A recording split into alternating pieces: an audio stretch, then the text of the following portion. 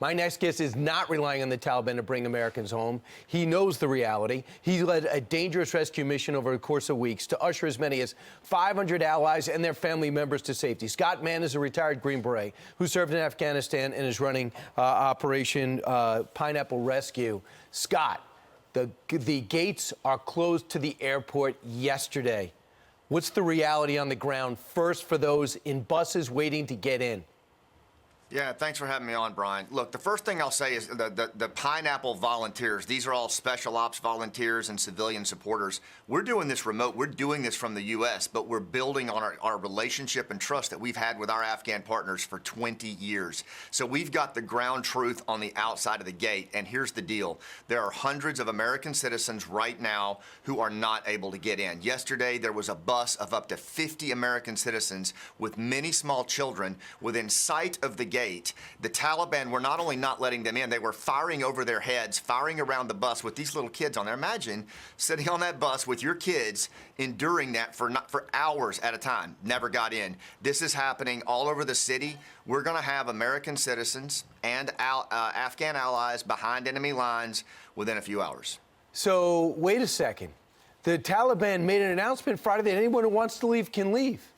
This is a new Taliban, right, Scott?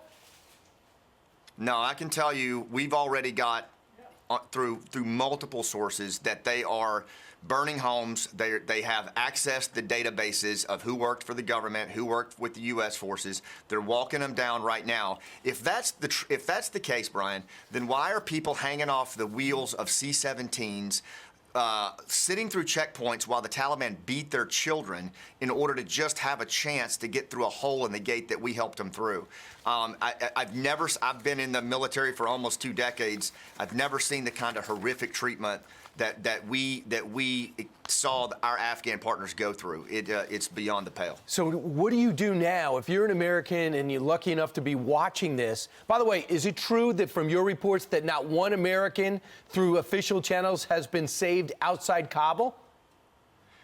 I don't know that, but I know that official government agencies were calling the volunteers of Task Force Pineapple yesterday at the highest level you wouldn't even believe if I told you, asking us to help them get their guy out, right? I've never seen anything like this, and we're volunteers. I've been retired 8 years, right? But what we have are the relationships and trust of our Afghan partners, and we're honoring a promise. And I think the reason it's mobilized so many Americans, regardless of political affiliation, mask or no mask, is that we have an opportunity to actually unify around some resolve. Because if we don't do this, there's going to be a moral injury. So what we're doing is we're repurposing now to private recovery. We're not going away. OperationRecovery.org. We've already started moving people out of the country through our tradecraft and the way we do things.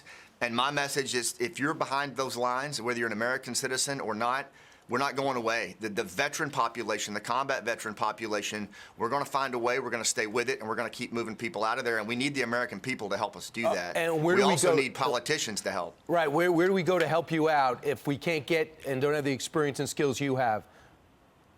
OperationRecovery.org. These are volunteer. These were the volunteers with Pineapple. We don't make a dime on this at Pineapple. We're all volunteers. But OperationRecovery.org is putting in case rescue place recovery corridors right now. We've already moved people out, and we need America behind this because nobody else is coming. So listen to this, Scott. It's kind of what you just referenced. Those 300 students at American University in Afghanistan who were told to get on the bus and got rejected, were told that by the U.S. military, that they shared their list of names and passport information and hundreds of students and families with the Taliban. They are denying they did this. The students were told to be assured that the Taliban have your number and your passport. How would you feel if you were a student? Yeah, what I would say right now is there are people sitting on buses right now waiting for something to come. My advice to that is don't do that. You need to get yourself to safety. You need to get yourself out of harm's way immediately. You need to make the assumption that Kabul is not a safe place. and get yourself to where you can lay up and be safe. And we are putting together every effort that we can. We're working with volunteers across the nation to find ways to connect people and help them get out. It's going to take some time. And we also need to follow Paul Wolfowitz's recommendation in the Wall Street Journal, which is we need a presidential finding to Congress to allow clandestine operations to continue in Afghanistan so that they can come in and take this over from veteran volunteers who have been working this for like 10 days now, without sleep. And we are not leaving these people, and we are going to honor this promise, and we need our government to do the same thing. I understand exactly how you feel. Everyone out there who wants to see these Americans get out, help out, go to recovery. One more time, the address? OperationRecovery.org.